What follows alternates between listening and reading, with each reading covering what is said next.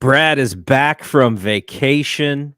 It is Thompson to Clark, and you're back right in time for two special occasions. One that we'll talk about here in a second called Opening Day 2023. How many sleeps left for us? Let's see. Today is Monday, so 1, 2, 3. That's quick math right there. 3. We've got 3 more sleeps, and I listened to the show with you and Darren, and then when you said you were working from home that day, I thought, you know what? I am too, and so I'm very excited. You and I will be able to chat it up during opening day. Giants play at 10 a.m. our time.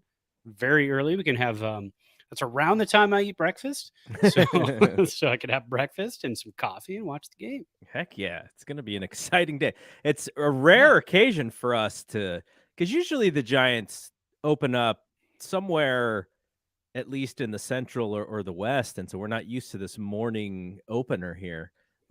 Wake up, turn on the computer, get some coffee, start some work, and then blink of an eye and got to throw the Giants game on in the background. That's what it's going to be on Thursday. The other occasion, and you just mentioned this to me today, I didn't even know, it is International Whiskey Day. What is going on here with International Whiskey Day? I feel like that day is specific for our podcast. Yeah, I just happened to stumble onto that. I think it was from our friends, the Giant Cocktail podcast, and they had posted about it, and I thought, well, I got to look this up now. I've never heard of such a thing. I think every day. So I listen to Margaritaville radio quite a bit, Jimmy Buffett's station on Sirius XM. And there's a DJ, JD Spradlin, who's on in the afternoons, and some commercial breaks he'll come on and do the whatever day it is, and he always lists like 5 or 6 for each day. He goes, today is and he'll just list them all off. So I looked up International Whiskey Day. Was started in 2009 in honor of not the Michael Jackson you're thinking of. This is the Michael Jackson I'm familiar with, the British beer connoisseur Michael Jackson. He was a writer for many years, did all kinds of fantastic books about beer, and also was a big whiskey fan. So in 2007, he passed away from Parkinson's. So they started in 2009 in honor of Michael Jackson with International Whiskey Day, and some proceeds from some of the things that they have around Europe having to do with International Whiskey Day go towards Parkinson's research. So there's kind of a nice little story behind the day. So in honor of that is great knowledge. Our glasses. That is great knowledge for one. But the thing I also got out of that is you're not familiar with the King of Pop. You said the one you were familiar with. No, I said the one you're familiar. Did I say? I don't know what I said. It's been a long day. I just got back from vacation.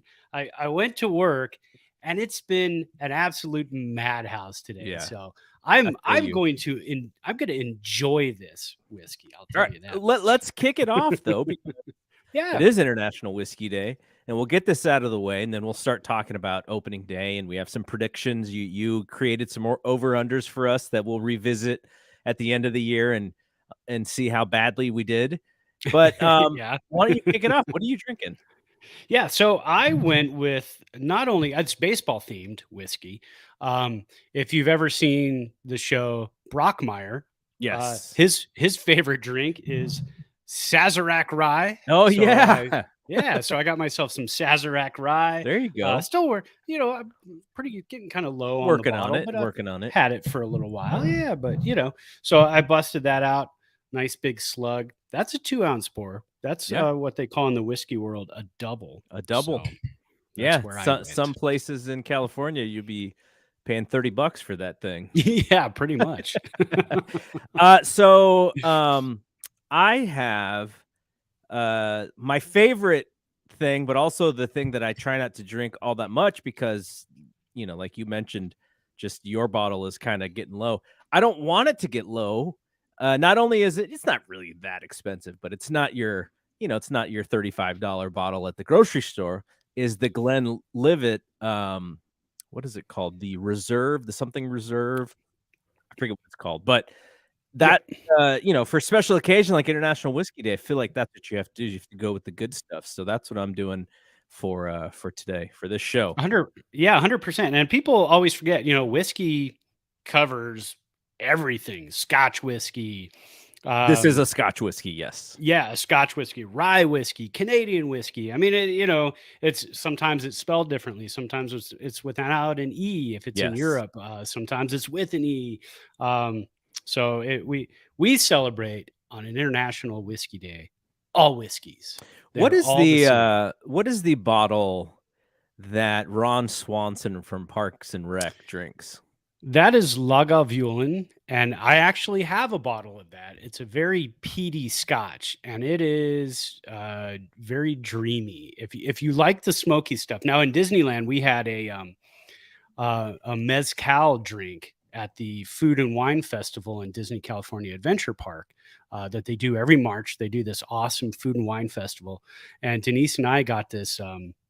It was kind of a cherry tart mezcal drink, and mezcal is has a smoke finish to it. Reminds Mhm. me of a really good smoky whiskey.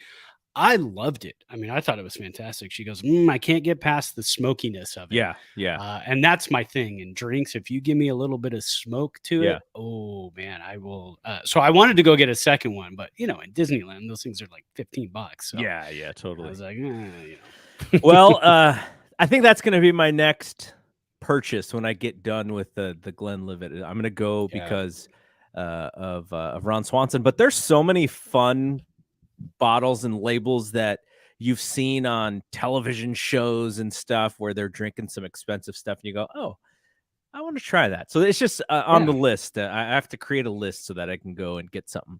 Alright, Well, so I've got the 8-year, and it's $82 at Total Wine.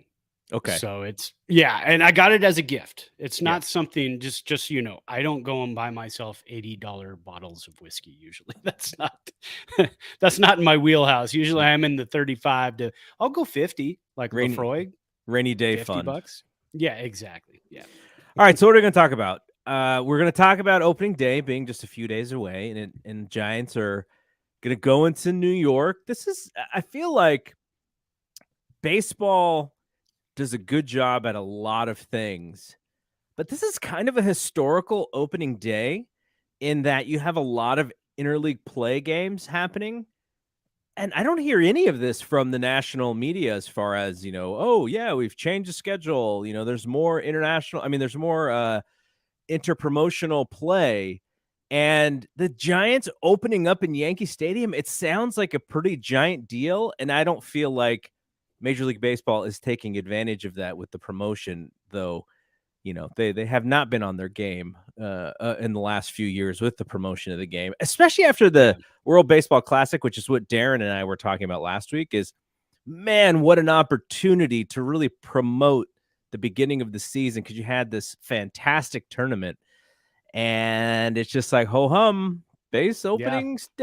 opening day markets itself. I'm like, come on, guys. Yeah, there was Giants a 30 Yankees. second 30-second spot during the games that ran maybe 2 or 3 times that talked about opening day. But the reason the whole international or not sorry, the interleague I've got International Whiskey Day on my brain somehow. The I think whole I the whole screwed up too. interleague the whole interleague thing, I think the issue with it not being such a big deal, and it is a huge deal because the amount of games that you're playing in your own division have been cut dramatically to Yep. the point where, yes, it is a very balanced schedule. You're going to play everybody, and everybody's going to play everybody. But the Giants may play the Reds in, oh, I don't know, May, and then the Dodgers may play them in August or September. So it's such a long season. It's really hard to have a truly balanced schedule. But the problem is they're doing it at the same time that they're introducing 477 new rules. So I Yeah. mean that's that's the whole problem. You've got a ton of new rules that everybody's still trying to digest. They've got what is the comedian Maniscalco, he's doing a 30-second or a 1-minute commercial spot about how the new rules work and everything.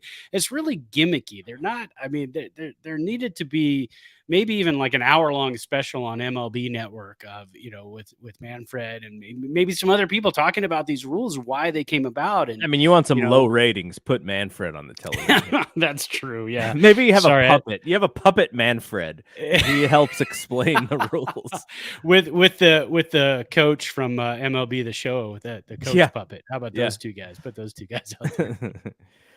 I feel you, and I do think, like you, that is another opportunity to market to fans and going like, hey, you said games are too long. Well, guess what? We listened to you. Yeah. We expect games to be cut down a minute and a half every inning. We can even say it that way. 20 minutes, whatever you want to say. 2 minutes an inning. We're cutting the game down. We listen to you, baseball fan, who may not be checking in as much as you did in the past. We are doing things to bring fans back and to make the current fan base happy. Hey, guess what? You remember the 1985 Cardinals and Vince Coleman stealing 130 bases and Willie McGee stealing 50 and Tommy Herr stealing 30? We're going to bring some of that stuff back. Eric Davis stealing 80 bases and also hitting like 30 jacks. Like, we're going to bring some of that game back. Where is all of this stuff? And maybe it's happening and I'm just not seeing it, but I'm like, man, so many great opportunities to market what's going on. And I feel like they're dropping the ball.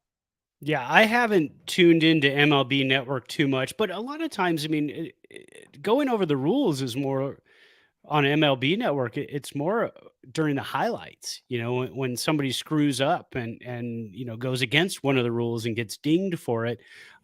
That's the only time you're really hearing about it. And I guess they've cut it down too. I heard on the broadcast yesterday, Kruk and Kuip were talking about it.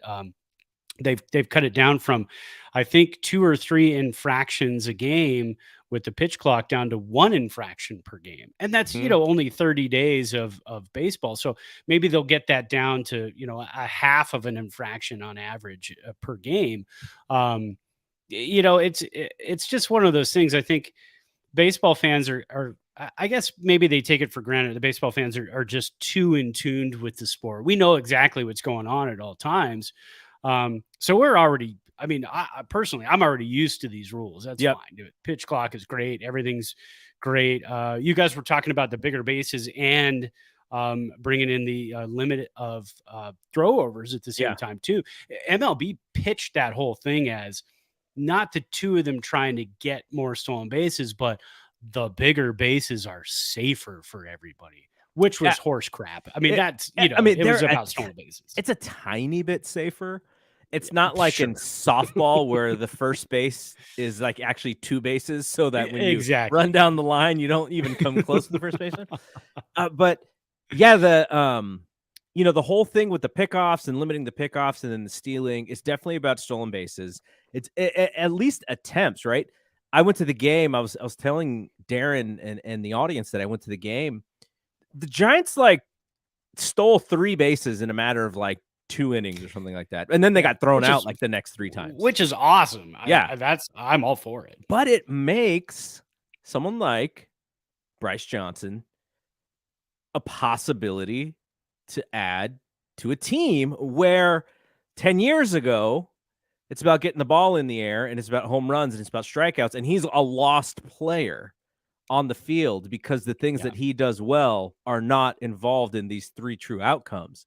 So that is also some of it, which is let's bring back, a guy who we loved but then had to hate, Brett Butler. Who's Brett Butler in 2023, right?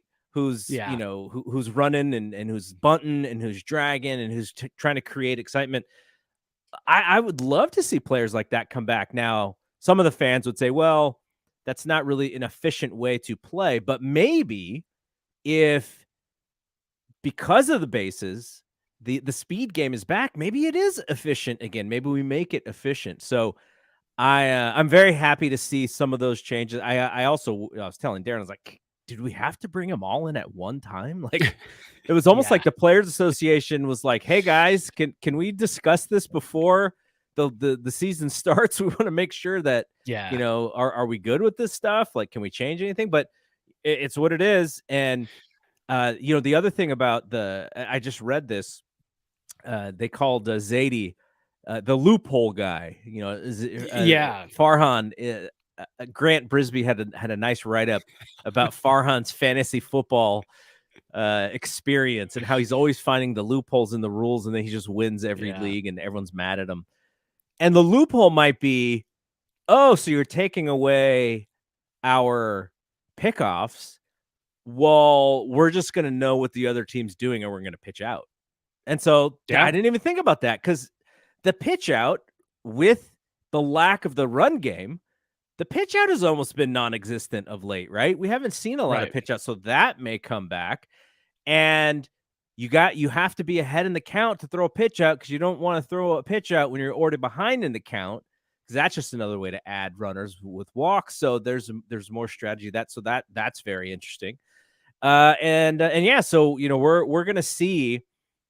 I think there's gonna be some instinct to kind of grade what we're seeing immediately, like, oh, the game's better, or oh, the game's worse. I would like to give it until the All-Star break and go, okay, what does all this mean? How has it affected the game? Are the right teams still the good teams? Are the teams who sort of thought about this before it was all happening and added the right players for this? Are they being rewarded? So that's something that I'm so looking forward to.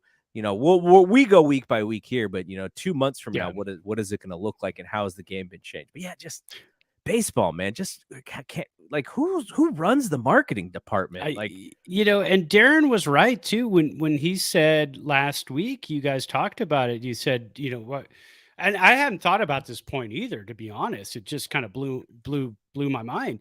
Introducing them all at once, and then he said, well, if they do it, every year or every other year, then you start looking like a wishy-washy league where you don't know what you want to do. That's super reactive. And that's the NFL. The NFL is, they have a rules committee that they bring rules to, like the Los Angeles Rams this season brought to the table.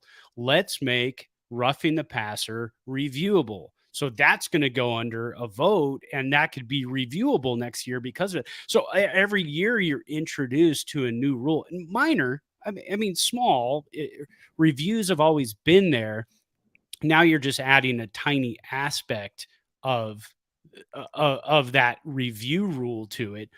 Just another rule that you can review. So now with baseball, if you did that though every 2 years, people would say, well, why is baseball changing so much? Over the last 10 years, they've added 5 new rules that have dramatically changed the way the game is played. And I think it's, and again too, I think it's generational. It's going to be one of those things where, and you brought up Joey Gallo quite a few times too. And that type of hitter, I don't think the 30 home run guy, the guy who can hit 30 or 40 bombs but only hit 210, that guy's never going away. We had Steve Balboni, we had Dave Kingman. I mean, those guys aren't going anywhere. If you can hit home runs, you're going to find a spot, right? Some team is going to find a spot for you somewhere. But the introductions of the Bryce Johnsons, who I really wanted on the team last year, and I wanted him to have been given a shot last year in center field to really show what he can do. But trying to steal bases last year wasn't in style, man. It wasn't Gucci. It wasn't cool. Now I don't even know if Gucci's cool. I don't buy that type of stuff, but I'm just saying that maybe Gucci's cool. I don't know. So, but now we get to see this year, and we're going to talk about more about Bryce Johnson later on in my segment that I got for you. Mm-hmm. But we're going to see more of the Bryce Johnsons. And I love it because whenever I play out of the park baseball, whenever I play the show, I always try to get or make the speedy guy. The speedy guy who can play defense will always have a spot on the team, on my team. If the Giants had 9 guys who hit 5 to 10 home runs a year, but they hit 330, you're going to score a ton of runs. And if you can steal bases on top of that, you're going to score a ton of runs, and you're going to put so much pressure on the opposing pitching staff. And I think the Giants are really going to try to take advantage of that this year. And I'm very excited about that, because that's the baseball that I love. Just watching the Giants against the A's yesterday, what do they have, like 8 stolen base attempts? I mean, it was insane. I was like, this is fantastic. And they're throwing the ball into center field, and we're getting to third, and we're scoring runs, and we scored 9 runs in the ball game. But it's only 2.5 hours. So we still got what we wanted. And I got to move on to do other things after the game was over. Exactly. All right. So you want to do the predictions game that we were talking about? Yeah. Let's get into that. We did it last year, and we finished about 500. I think we tied. We finished about 500. This year, I've got 6 of them for us. We've got some yes nos, and we've got some over unders. And I fixed the over unders so we can't tie. Right? I went living in Reno. I figured it out. I was like, oh, I know how to gamble. I got to fix the over under here. So the first one, we're going to kind of go chronological of how the season goes. So the first one here, I want to know, this is a yes or no. Okay. Is Casey Schmidt up with the big team by May 1st? That's 28 games for the big club, 27 games in for the AAA River Cats. So May 1st, is he up with the big club? That's a good one, because so I always remember Buster Posey's day when he came up in 2010, because I think it was my birthday. So it was end of May 2010. And so that is, you're a couple of months into the season. I'm going to say no, though the risk is VR, right? If VR struggles and does not play the way they want him to play, because he does have options, they could send him down, and it could cause them to just go, you know what? Schmidt is tearing it up in AAA. It is his time, and we're moving on, which would be unfortunate for VR, because you hope that he would get more than 3 weeks of ABs or whatever it would take. So I'm going to say no, but I could see it happening, in the summer, in July. Obviously, injuries can happen. The Giants are a little, people go, oh, they have all these third and first basemen. It's like, yeah, Wilmer, he's getting a little older. Davis is still a young guy, but he's has never been in like an everyday role. So there's a lot of question marks there. You don't have old man Longoria anymore, who was guaranteed at least 2 stints on the DL. So there's question marks. And then there's, can VR hit? And so it's like, we have these guys who can come in if we need them, but it's really all about if VR can hit. Because if he can hit, I think he's playing. And so what we're betting on with Schmidt is that either VR doesn't hit or he gets hurt in some way, and that makes them turn the page. So I'm going to say no, but I could see the thought process on this one. Yeah, and I wouldn't be surprised if the Giants are not fielding, not taking seriously, but receiving calls about Schmidt, about VR from some of the younger clubs who are, trying to rebuild, trying to move their way up. Because Schmidt and VR, probably not pieces of the puzzle that somebody's missing to say, like, okay, this is going to push us over the edge. This is going to, get us where we want to be. I think Josh Jung in Texas, I think he plays third base. So a club like that isn't looking for, they've already kind of got the youth, maybe the Pirates, maybe the Nationals, maybe teams like that are looking for, hey, we're continuing to rebuild. And we also have some older vets that we can kind of hand over to you guys, Brian Reynolds. I mean, things like that could happen. But I'm going to say yes. And only because David VR has played a couple of games at second base. Giants are a little thin at second base. So I think there could be room for VR and Schmidt. It would have to get tricky. Would there have to be an injury?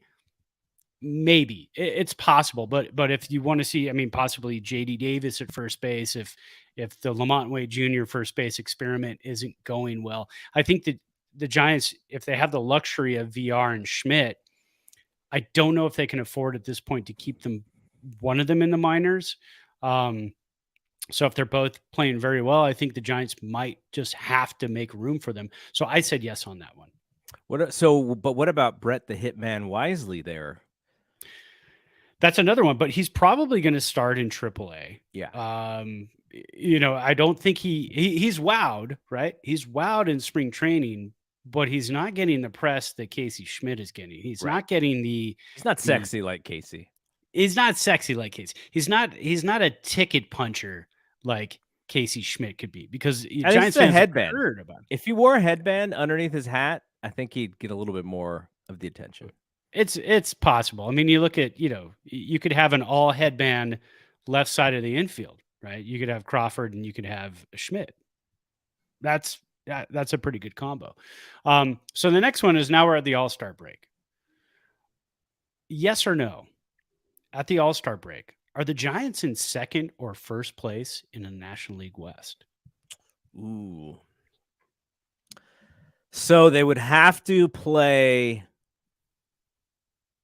above their heads a little bit, and we would also have to hope San Diego or the Dodgers plays a little bit below, and hope that Arizona doesn't sneak up on everyone, because that's the team that I'm a little worried about when it comes to the placement in the wild card race. Is Arizona better than we realize because of their young talent? I'm still going to say the Giants will be a little bit better than Arizona, so I'm just wondering if San Diego. I'm going to say by the All-Star break, yes. And that might be a foolish prediction, but I just think they're going to compete very early on. Now, will they be able to sustain? You remember last year, they started out hot out of the gate, and they were really competing, and then they kind of fell off. I sort of feel like the same way. They're going to start off really solid, and if they fall off, and, a little bit closer to that 500 mean there. I'm going to say yes, that they're in the mix. Okay. And just so you know, too, before you lock in your answer, the Giants play the Dodgers, the Padres, and the Diamondbacks only 19 times in the first half of the season because of that balanced schedule, right? So they only play them 19 times.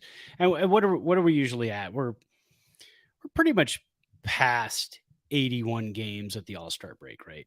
I think that's the usual, just a touch past 81 games. So 19 of the 81 games, say, are against those three teams. Does that sway you at all? No, because then if I think about it, then I'm gonna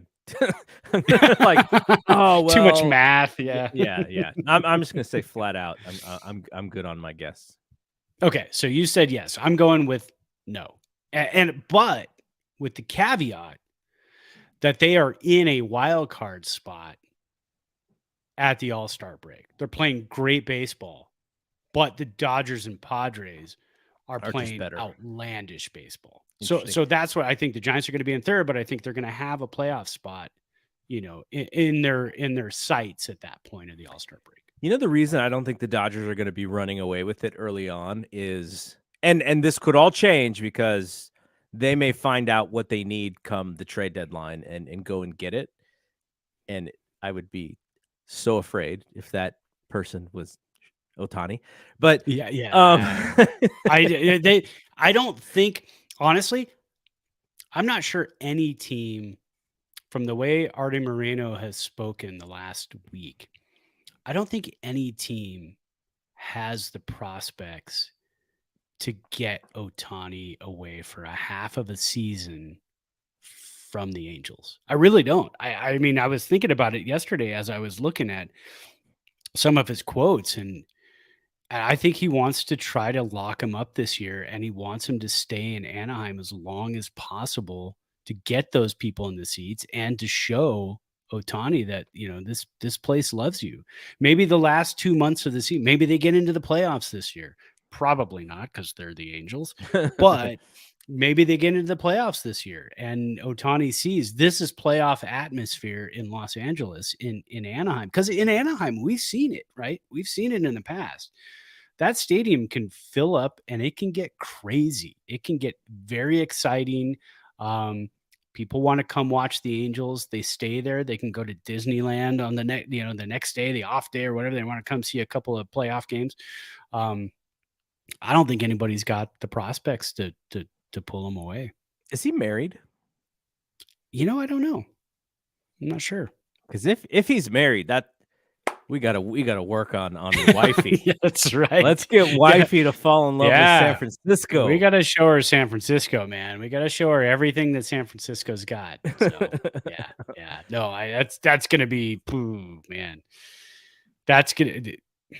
I don't even know. It's gonna be insane next year. That's all I know. The second the World Series is over. Supposedly is not married, but as of whenever this was written, probably sometime last year, there was someone who was wearing a Cal, maybe played softball at Cal or something, who he was possibly dating. So I don't know. Well, it doesn't look like he's married though. But Cal works for us. Yeah, Cal works for us terrifically because he's not going to Oakland. We know that they're not going to pay for him. So. Exactly. All right, so now we're moving on to the end of the season. Season has ended, right? Okay.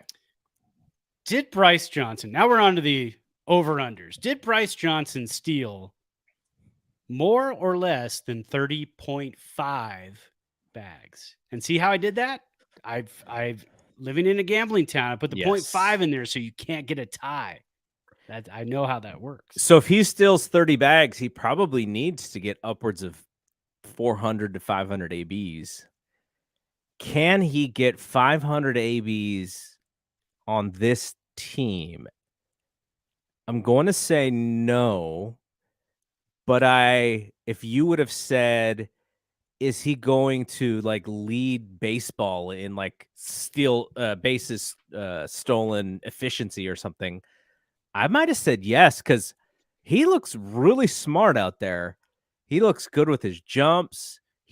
Like when I saw him play, my first thought was, okay, he's not going to hit the ball harder than you or I in a game when we were younger. But no, this dude was like a kid in a candy store with this green light of being ready to run. He was so ready to run on every single pitch. Yeah. And I was like, man, this is the guy that they need to find a spot for. Can he play every day? That's going to depend on whether or not he can hit. And I don't think anybody sees lasers coming off of that bat, unfortunately. But who knows? Like maybe he can put some stuff together and all of a sudden this is a really good season for him, and then he can get those ABs. I just don't see him getting 400 ABs in this season. Well, and don't forget, he did hit over 300 in AAA last year. I know it's AAA, doesn't always, translate. Can we get Ramos to take some tips from him? Yeah. If we get Ramos to 300, this dude's playing left field. Ramos was sitting there watching him most of the year last year. They're playing in the same dang outfield. So I don't know why some of that didn't rub off on him. And I said, yes, he's going more than 30.5 steals. He's the perfect Brad Evans player. That's who he is. Exactly.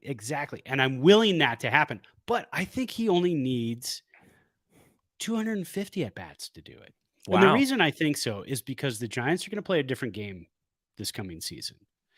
You just need somebody to you need Jock Peterson to get a knock, right? 7th inning, Bryce Johnson, your pinch runner, steal second, steal and you're third. Playing defense, yeah. And now he's your defensive center fielder for the next 2 innings. So I don't think he needs 400 at-bats. I think he's going to be pinch runner du jour. I think he's going to be in scoring position quite a bit because they're going to want him to steal second late in a ball game, tie up the game, get in a situation too where maybe he can take the last at bat in the bottom of the 9th inning, and then be in a tie ball game, Nothing happens. He's now your ghost runner at second base to start the Mm. next inning. Can he steal third? I think there's going to be a lot more situations for him to get stolen bases. So I'm going north of 30.5. That's my answer on that one. And what was the other thing I was just gonna oh, fantasy baseball. Mm, Now, the mm, stolen base category in fantasy baseball becomes a yes. little bit more interesting because in the past 10 years, if you just wanted to win that category every week in a head to head, you and I in our league, we play rotisserie, but still, Yeah. you only really needed one guy who could steal bags. And then, that category is yours. So it'll be a lot more competitive now in your fantasy baseball leagues for that stolen base category. Yeah, and we have our draft tomorrow night in my long-running league that I've been running since, I think, 98, 97, 98, That's something like that. insane. Yeah, so that's tomorrow night, and I don't know what to do when it comes to steals. It's it's gonna be one of those things where I'm gonna just have to GM the crap out of my team as the season goes I on and mean, figure out Trey who's stealing Turner bases. Trey Turner probably bumps up, Yeah. 5 or 10 slots from where he would have been drafted last year. So, Yeah, and I I think think in he's the one. the draft slot where I'm going to be, whoever takes Trey Turner, I'm going to get Acuna Jr. or vice versa. So I'm very excited about that because I'm going to have one of like the marquee players. Yeah. Um, so yeah, but does Bryce Johnson find a spot on fantasy teams like deep league 12 team fantasy or 12 team fantasy leagues? Does he find a spot on those teams? You plug him in as a utility player, as a fourth outfielder. This is going to be exciting. I'm really looking forward to the stolen base coming back. I'm looking forward to small ball coming back, maybe some bunts, pitch outs, cat and mouse. Because it's gotten boring over the last 10 years, I think. Station to station and It's home station to runs. station. It's just, yeah, exactly. Yeah, yeah. The 3-run home run. Oh, great. And then the next three guys strike out. 1, 2, 3. So yeah. Moving on to the next, we've got 3 categories left. We got 3 over unders left. Now we're gonna go over under the end of the season on Giants starting pitchers used. How many different pitchers for the Giants start a game? I didn't really know where to put this over under. If you had to guess on a comfort zone for that, what would you guess? 9? I went 12 and a half. Wow. I went 12 and a half because the Giants, we know, have about 7 starters as it is right Okay, now. so let's go through the names because I'm trying to Yeah, wonder, can we get to 12? Okay, so you got Logan Webb, you got Alex Wood, you got Alex Cobb, you got Manea, Mhm. you have Stripling, you have Junis, you have Jelly, you have Kyle Harrison, and that's where I got my 9. I'm wondering where the other 3 are going to come from. Yeah, so in spring, the Giants had 10 starters. Wood, Jelly, Cobb, Webb, Stripling, Manea, Tristan Beck, who Beck, that's another one. could make a start, Jacob Junis, Desclafani, DeSclafani, I missed. Okay, yeah, so we're already up to Kyle 11. Harrison. Yeah, and Kyle Harrison. Okay. So that it's so I set it at 12 and a half. So what's your do you go over or under on 12 and a half? I'm taking under. I think it's Okay. 10-ish, maybe 11, but I would love to see it at like 8 or 9 because then that means there's not very many injuries happening. And even if there is, maybe it's a small 10-day DL type of injury, and you just throw Junis in there for a start. And Jelly, we saw a lot of good stuff from him. Fastball is looking a lot better. They challenged him to miss bats. They're like, "Hey, Right. dude, I know that what got you here was different than what we want, but because our defense isn't that great, we need you to get a few more strikeouts." Yeah. Slider, slider, slider. Yeah. Yeah, I think I'm also going the under on this one. And the reason for the under on that one for me is more karma, more positive vibes, more please let's not have to throw 13 starters in a season. I'd love to see 7, maybe 8 tops at some point. So I'm definitely going the under on that one. I might have set that one a little bit too high, but Yeah, we'll no, see you gotta how make the it interesting. yeah, exactly. Here's another fun one. We had a combo home runs last year. I think it was Ruff and what did I do? Ruff and Peterson. I set it at like 60 as the over under. We didn't even come close to that. Um, so I'm picking 2 new players this year, and I'm setting the over under home runs combined on the season at 50.5 Okay. between Haniger and Conforto. 50.5 50.5. over under. That is, I feel like it's all based on health. If these Hmm. guys play 135 games, 140 each, which is, I know it's a hefty ask, I think they're over. And for the sake of not always being slightly pessimistic on things, let's go over. Let's go 51 jacks. That's 25 and 26. Let's do it. There you go. I was about to say that. I was going to say we're going to be very, very close. This like 51 or 52. I'm also taking the over. You're writing these down? Oh yeah. Oh, of course. And then I'm gonna yes, and then I'm gonna copy them and I'm gonna paste them onto my calendar No, what we should for do, for here's the what we should final do. show. Yes. No, you can do that. Yeah. Yeah. But what we should do is we have this new website, There you go. bspnmedia.com. We could post all of our results uh in a post on the website, and then we'll tweet it out, and it'll just be there. It'll be the Yeah. record, and we'll look at it at the end of the season. Well, the other thing we could do too is on our Twitter. We do get some pretty good results on our polls. I could throw when the season starts. I could throw one of these up a week. That'd be great. And then we can talk about it on the following show, and then I'll add that to this list to say, well, the majority of the fans who we polled said this, and then when the season is over, because we're going to know the first question about Casey Schmidt up by May 1st. We're going to know May We know 1st. it soon. You're gonna have to put that one Yeah, up on Thursday. exactly. So I'm putting that one up first. I'm going to go in the same order that we did this, and then we'll kind of see how it goes. And then the big one. Giants wins on the season. Over under 90.5. FM KSJS. There you go.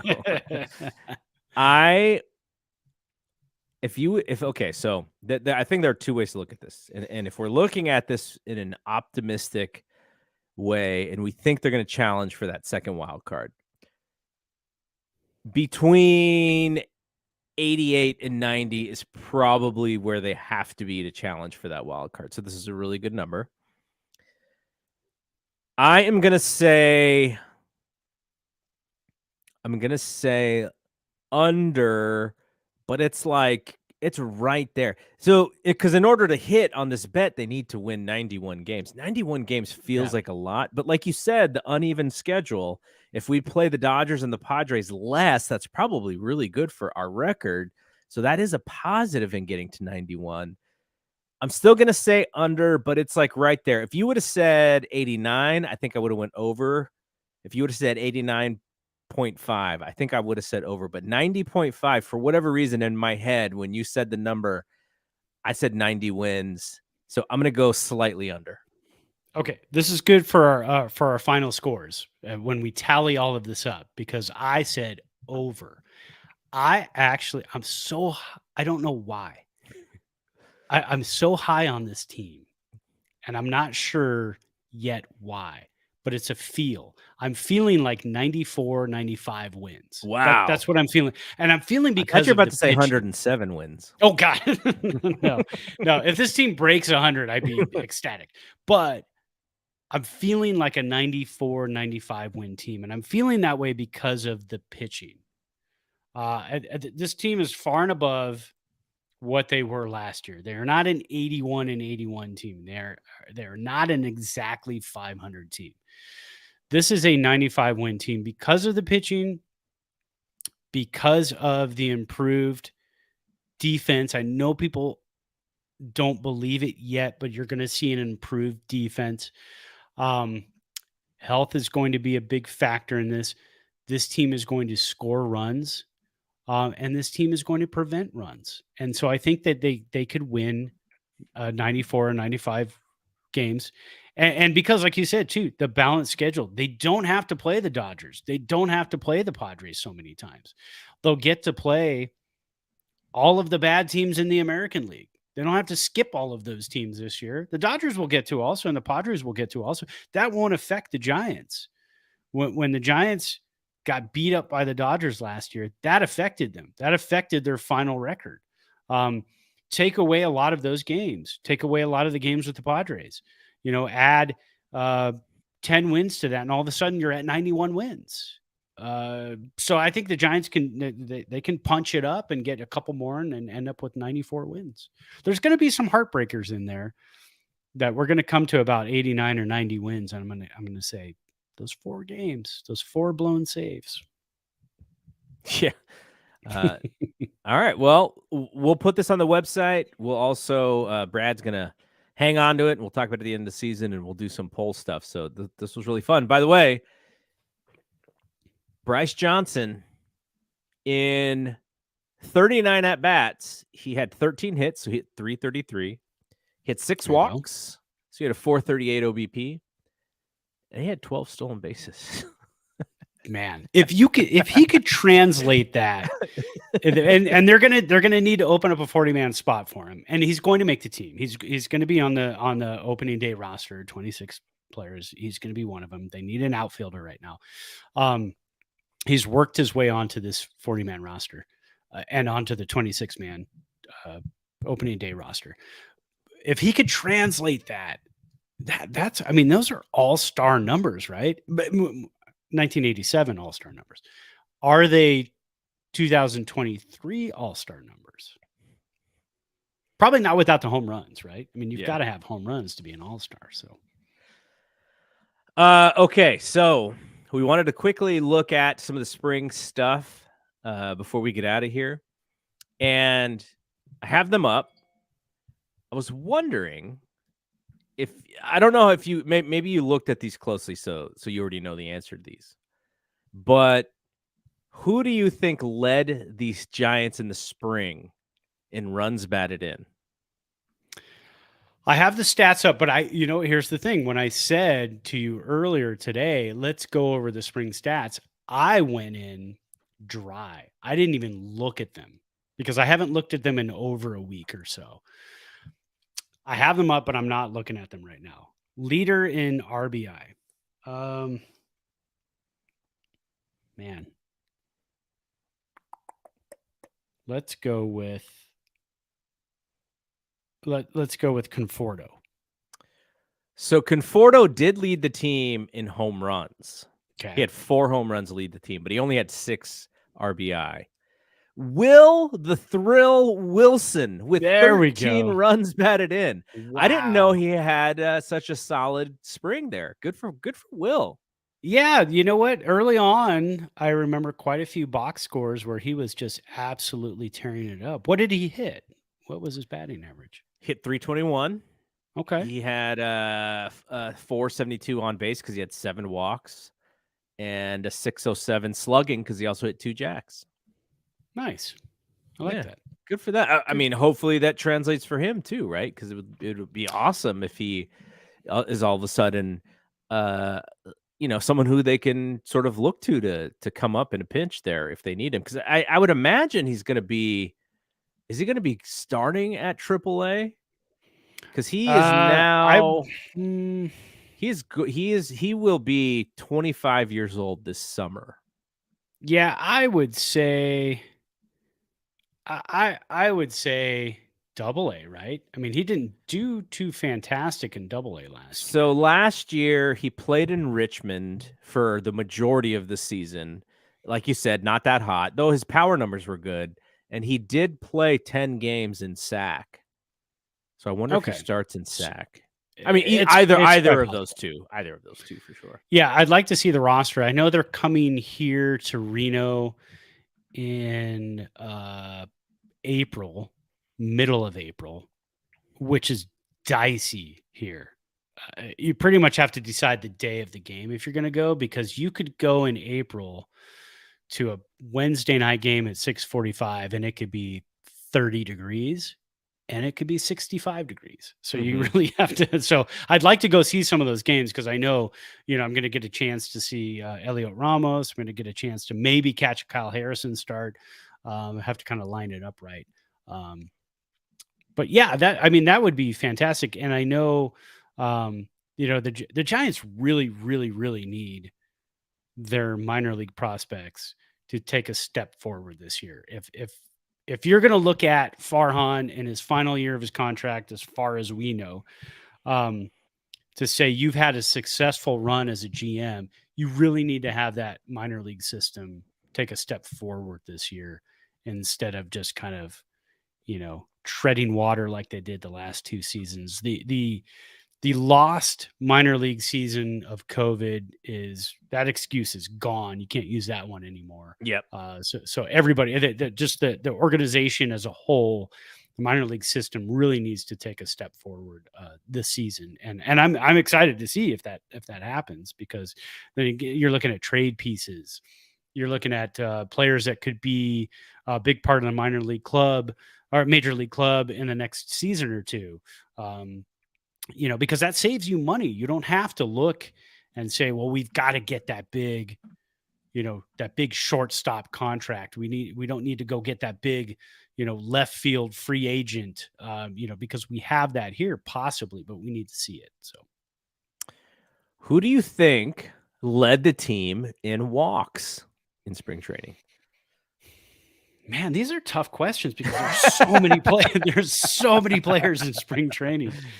Can you give me like I mean, it's one a of guy three? who was highly touted in the Okay. spring. There were a good 3 or 4 players who, the Giants were talking about based off of spring and how they were playing and whether or not they could make the team. So it's one of those guys. Casey Schmidt. So it was not Casey Schmidt. He barely walked at all. But Oh, that's true. I did. Yeah. Okay. Blake Sable, 11 Oh, walks. wow. He led the team. And then Will Wilson actually was second in walks. Now, So Sable, can he start the season in AAA? I know he was a Rule 5, but he wasn't a Rule 5 this year, right? So he's got to stay on. Is it the 26? Does he have to stay on the 26-man roster, or else they have yes. to offer Okay. him back? He was a Rule 5 this year, so yes, and they announced it on Sunday that he did make the opening day roster. Okay, so at least he's there for now. And yeah, so Sable, Wins, and Bart are the three. Well, we don't know if Bart has made the roster yet. what That's about the whole Perez? thing. And Perez has made it also. So Sable's going to be more of a Outfielder, DH, and then you've got Wins and Perez. So who we've Wins already is been going to make told. this team as well? Yes, we've been told that. We've been Because told he's all. that's They what also I've have to free up a 40-man spot for him.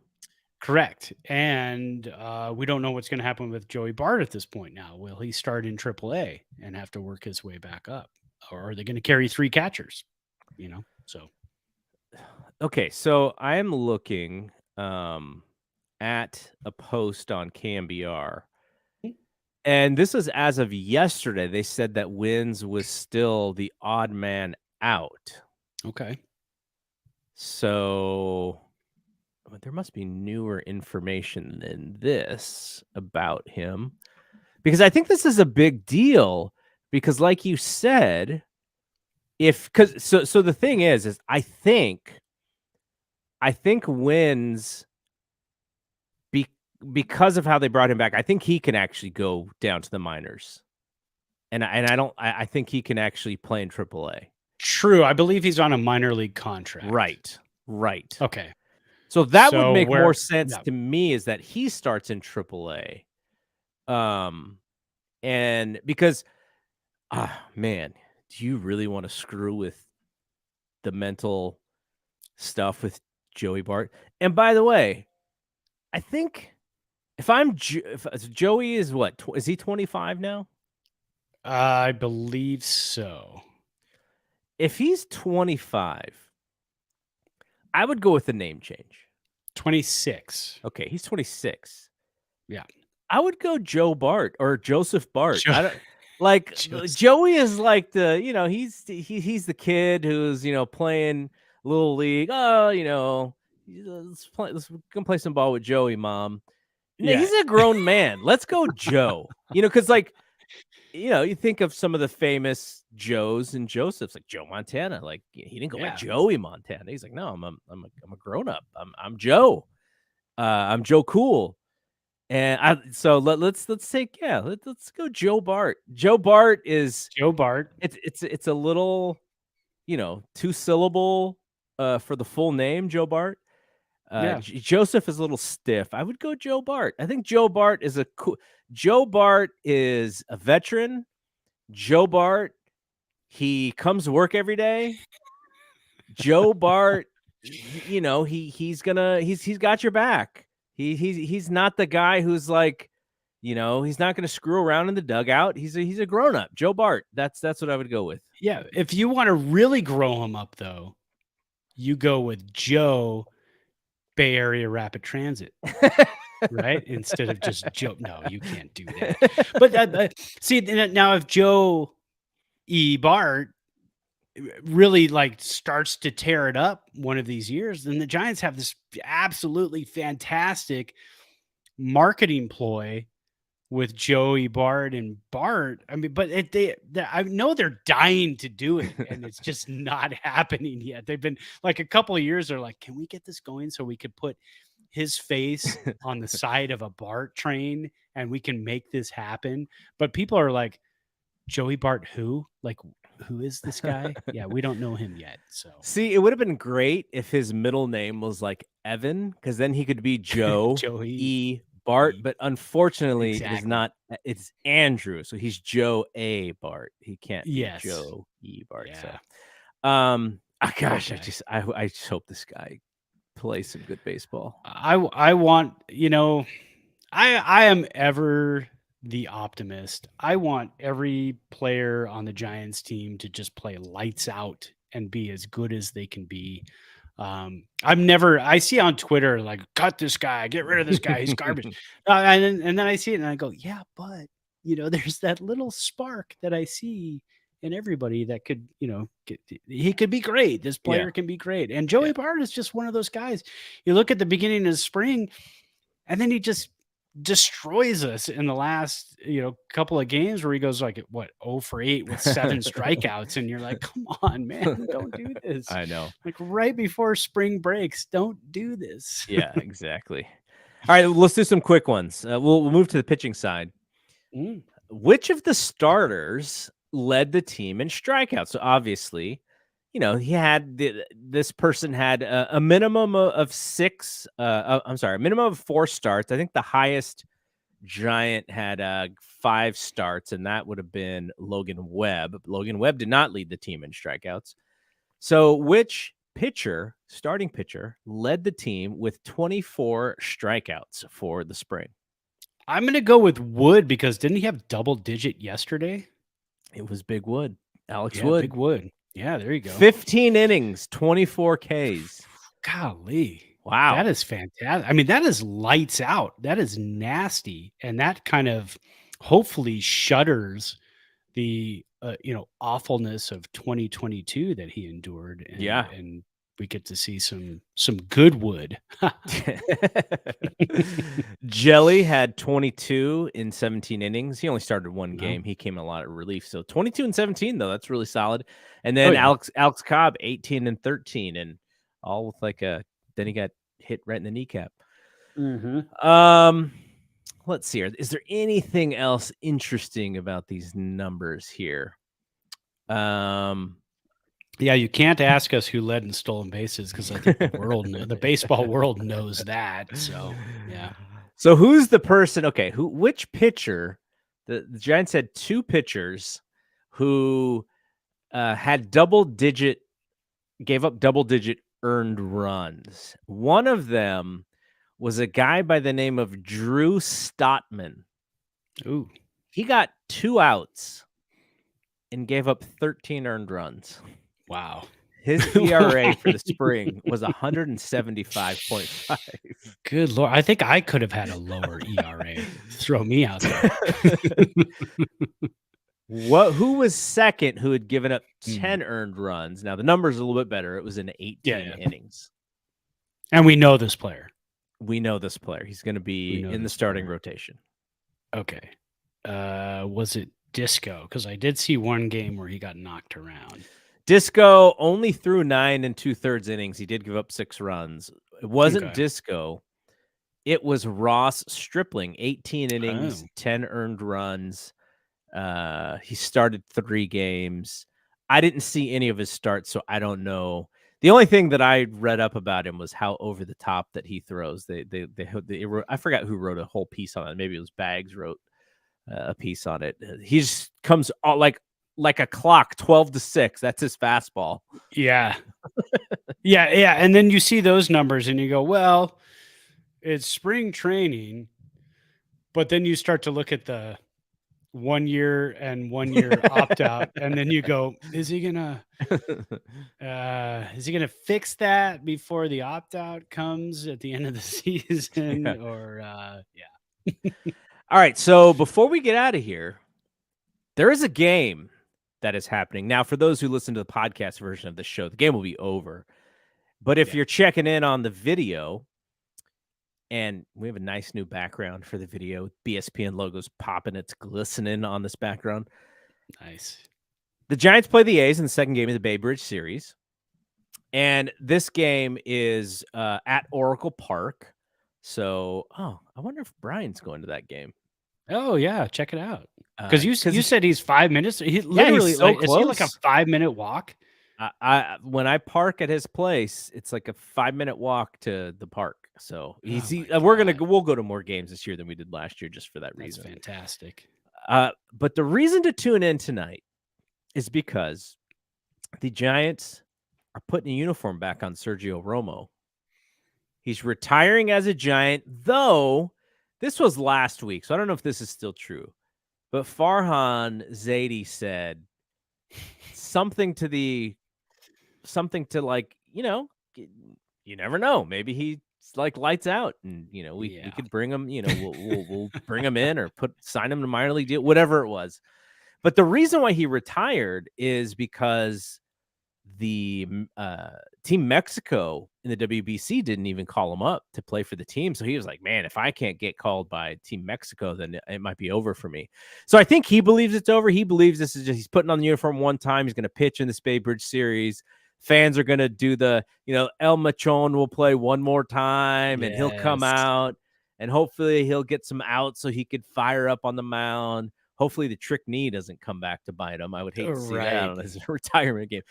And I don't expect him to, stick around, but it sounds like he will have a relationship with the team, sort of like how Hunter Pence and Will Clark, they come in the spring and they help out the guys and they're just linked to the team. He was a great Giant, fantastic Giant.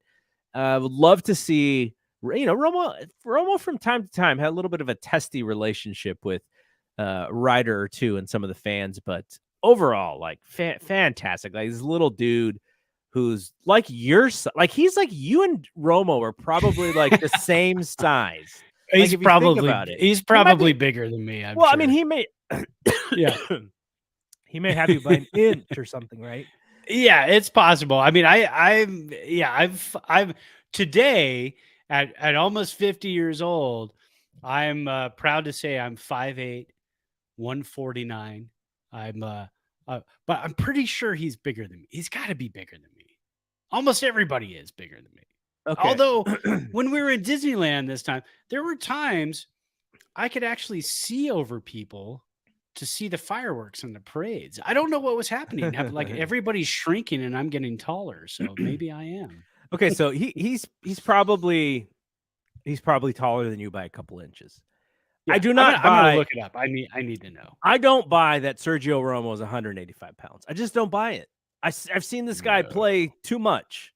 He's like 170 max. And so, yeah, a little bit bigger than you, but like not like you guys could stand next to each other, and he's not a giant like baseball player. No, Like no. you guys are similar size.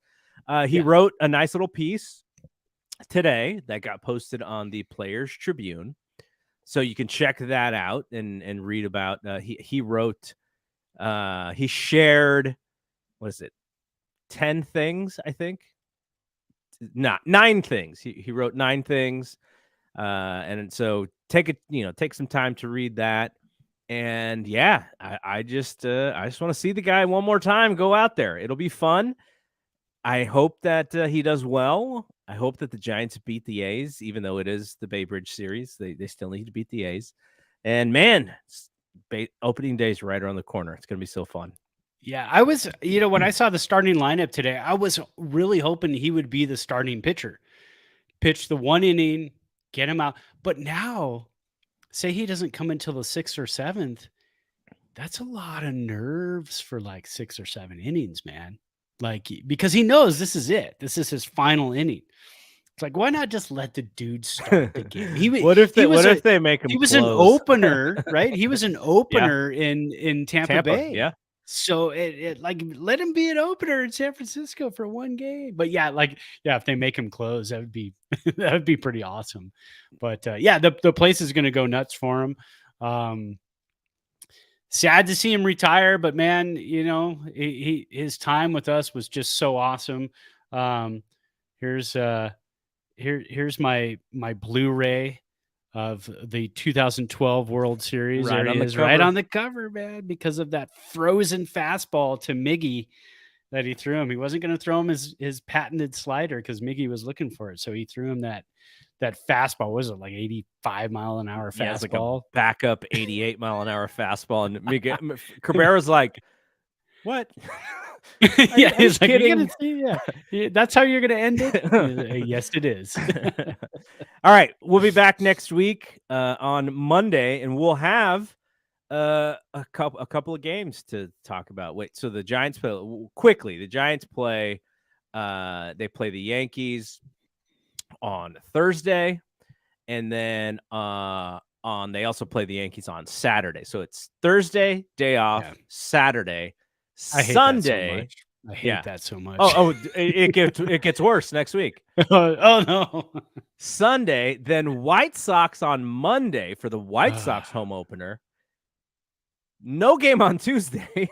And then White Sox again. What is going on? And all of those games start at 1:10 or earlier against the White Sox. Yeah, so on the East Coast. Not a night game, not one single night game. No, not one single night game. You have the Yankees game at 10 a.m. on Thursday, then on Saturday at 1 p.m., Sunday at 10:35 a.m., White Sox game on Monday at 1:10 p.m. So yeah, these are all going to be early games on all, at least 2 of these games will be on while I'm working, so I'll have them on in the background.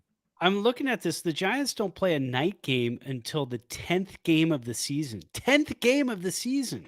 When they have their home opener is Friday, and that's a day game. Not this upcoming Friday, but the following. Yeah.